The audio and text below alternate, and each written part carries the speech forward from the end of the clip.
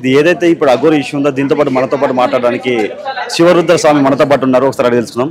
గురూజీ నమస్కారం. ఇప్పుడు ఏదైతే ఇష్యూ నడుస్తుందో రాధిక నన్ను పెళ్లి చేసుకున్నాడు ఫస్ట్ అని చెప్పి, తర్వాత ఇప్పుడు హర్షిని, అసలు ఏంది అసలు ఈ పంచాయతీ? అసలు ఒకటి ఇంకోటి, అసలు ఈ ఫోన్కి సిగ్నల్ లేని ఫోన్తో ఈ రెండు సిమ్లు ఏంటి అసలు? ఇప్పుడు ఆయన గారు తెలివిగా ఉపయోగిస్తున్నాడు. ఆయన ఫోన్ ట్రాపింగ్ లో ఉందని కొంతమంది చెప్పారంట. అందుకని ఆయన ఏం చేస్తున్నాడు, ఆ ఫోన్లన్నీ వేరే మార్చుకొని ఇప్పుడు కొత్త సిమ్ తీసుకున్నాడు. నిన్న మొన్న ఆయన ఎక్కడో నుంచి వీడియో తీసి పెడుతున్నాడు. లైవ్ ట్రాక్ కాకూడదని వీడియో తీసేసి ఎక్కడో సిగ్నల్ ఉన్న దగ్గర పెట్టి అక్కడ నుంచి చనిపోతున్నాడో మనకు తెలియదు. ఇప్పుడు ఈ అమ్మాయి రాధికకైతే నిజంగా అన్యాయం జరిగింది. అమ్మాయిని మాటల ద్వారా ప్రేరేపించేసి శారీరకంగా ముందుకు తీసుకెళ్ళిండని కూడా పైన కమిషనర్ గారికి చెప్పారు. కమిషనర్ గారు కూడా దానికి విన్న తర్వాత కేసు తీసుకున్నారు, ఎండోర్స్మెంట్ కూడా ఇచ్చారు.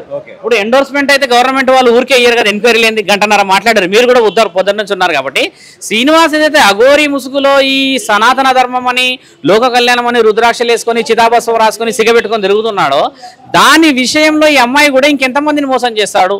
మొన్నటిదాకా తల్లి కూతుళ్ళు అనేసి ఒక్కసారిగా పెళ్లి అనేసరికి నేను రియాక్ట్ కావాల్సి వచ్చింది. 3 లక్షల పైగా అమౌంట్ ఇవ్వాల్సి వచ్చింది. అది కాలభైరవ విగ్రహం ఇవ్వాల్సి వచ్చింది. అక్కడ ఇందులోనే నేనున్నా అని చెప్పిండంట. ఎన్ని విషయాలు చెప్పినట్టు ఆ అమ్మాయిని ఇప్పుడు నువ్వు తప్ప ఒప్పడం కంటే ముందు ఇంకా విషయ వివరాలు సేకరించాల్సిన అవసరం ఉన్నదనే చెప్తున్నాం. ఇప్పుడు శ్రీనివాస్ చేసుకున్నాడు పెళ్లి, అక్కడ తాళి కట్టుకున్నాడు. ఆ తాళి కట్టితే చట్టపరంగా నడవదని చెప్పేసి ఇప్పుడు న్యాయమూర్తులు కూడా చెప్తున్నారు. కాబట్టి ఈ అమ్మాయి కూడా న్యాయం ఏమంటుంది, వేరే ఆడవాళ్ళని కూడా అలా తప్పుదోవల పట్టించకూడదు, మద్యం మత్తులోనే ఏమేమో చేసుకోవాల్సిన పరిస్థితులు ఉన్నాయని ఆవిడ విషయం.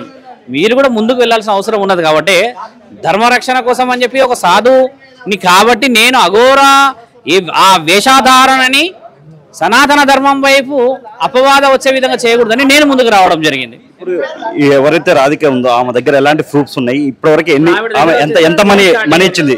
3.5 లక్షలు ఇచ్చింది. ఫోన్ చాటింగ్ ఉంది, ఫోన్ పే రికార్డింగ్ ఉంది. తర్వాత మళ్ళీ ఇద్దరు దిగిన ఫొటోస్ పంపించాను, నేను మాట్లాడుకున్న రికార్డింగ్స్ ఉన్నాయి. ఇద్దరు ఏకాంతంగా 3 నెలల్లో ఆయన చాలాసార్లు వచ్చిపోయినట్టు. వాళ్ళ మామయ్య ఉన్నారు కదా ప్రత్యేకంగా ఏకాంతంగా ఉన్నది. వాళ్ళు కూడా కుటుంబంలో చాలా సీక్రెట్గా ఫీల్ అవుతున్నారు, వాళ్ళు అలా చెప్పకూడదు అని. ఇప్పుడు మీరు వచ్చి అడిగేసేసి చెప్పాలంటే ఆవిడ చెప్పాల్సింది న్యాయపరంగా చెప్పింది, అడ్వకేట్ని కలిసింది కాబట్టి న్యాయపరంగానే పోతుంది. ఇప్పుడు మీరు అందరూ వీడియో రికార్డింగ్ చేయడం తప్పితే న్యాయం అయితే చేయరు కదా, న్యాయం చేయాల్సింది అధికారులు. కాబట్టి అధికారికంగా ఇచ్చింది. నేను మెల్లిమెల్లిగా అన్ని ఇస్తానన్నది నన్ను నమ్మి కొన్ని ఇస్తూ ఉంటే నేను మీకు అన్ని ఆవిడకి మాట ఇచ్చాకే వదులుతున్నాను. నేను కూడా ఫొటోస్ కొన్ని ఇచ్చాను కదా మీకు. ఎందుకు ఇచ్చాను? ఆవిడ అనుమతి తీసుకొని ఇవ్వడం, ఆడబిడ్డని కాపాడడం చాలా ముఖ్యమైన స్వామి. విచలవిడితనం చేయకూడదు కదా, ముఖ్యమైన ఆలోచన కూడా అదే నాది. ఇప్పుడు ఎవరైతే అఘోరి ఉందో ఆమె దగ్గర ఎలాంటి ప్రూఫ్స్ ఉన్నాయి? ప్రూఫ్ చూపించమని అంటున్నాడు. ఈమె మాత్రం ఏం ప్రూఫ్ చూపించాలి? ఎందుకు ప్రూఫ్ ఉండదు స్వామి? అట్లా మాటలు అంటే సరిపోదు. మేము ఈరోజు వచ్చి కమిషనర్ గారి దగ్గర పేపర్లు ఇచ్చామంటే ప్రూఫ్ లేకుండా వచ్చామా? అలా ఆయన గారిని రమ్మన్నాండి కదా, ప్రూఫ్ లేదు అని చెప్పి ఆయన రావాలి కదా, ఆయన అడగాలి కదా. ఇప్పుడు అక్కడ నుంచి వచ్చి చూపించాలి. ఎక్కడో ఉండి ఒక వీడియో తీస్తే అయిపోతుందా స్వామి? అట్లా మాట్లాడద్దు. ఇప్పుడు నేను ఎలా ప్రూఫ్తో మాట్లాడుతున్నా, ఆయన కూడా అలా వచ్చే అధికారం ఉంది కదా.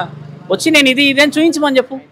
అలా నేను దానికి ఏకీభవిస్తాను. శ్రీనివాస్ని కూడా నువ్వు ఇది చేసావు అని చెప్పట్లేదు ఆయనకి. నువ్వు ఏం చేసావు వచ్చి నిర్ధారణ చేసుకునే హక్కు లేదా? మంగళగిరిలో కేసు వేసారా? మరి వాళ్ళ పేరెంట్స్ ఏడుస్తున్నారా? వచ్చారుగా, మరి వాళ్ళకి అక్కడ సమాధానం చెప్పకూడదా? 15 లక్షల కేసు అది అయ్యిందా? వాళ్ళకి వచ్చి సమాధానం చెప్పకూడదా? ఇలానే అన్నీ ఉన్నప్పుడు మరి ఆయన అక్కడ ఉండేసి చెప్పడానికైనా ఆయన అంత పెద్ద సనాతన ధర్మవాది, అంత పెద్ద సాధు అఘోరాలకి పెద్ద పీఠాధిపతి ఆయన.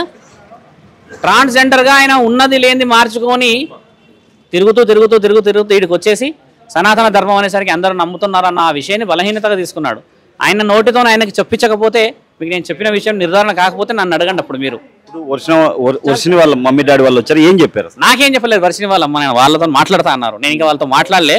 జస్ట్ ఒక 5 నిమిషాలల్లా మాట్లాడి కలిసి కాళ్ళు మొక్కి ఆశీర్వాదం తీసుకొని న్యాయం జరుగుతుంది ఏమో అని చెప్పినా వాళ్ళు బయటికి. వాళ్ళ ఆరోగ్యాలు బాగాలేవు పాపం, అంత బలహీనంగా కనబడుతున్నారు. తల్లిదండ్రులు ఊసరం ముడితే బాగుంటుందా స్వామి? కాబట్టి అది ఆలోచన చేయండి మీరు.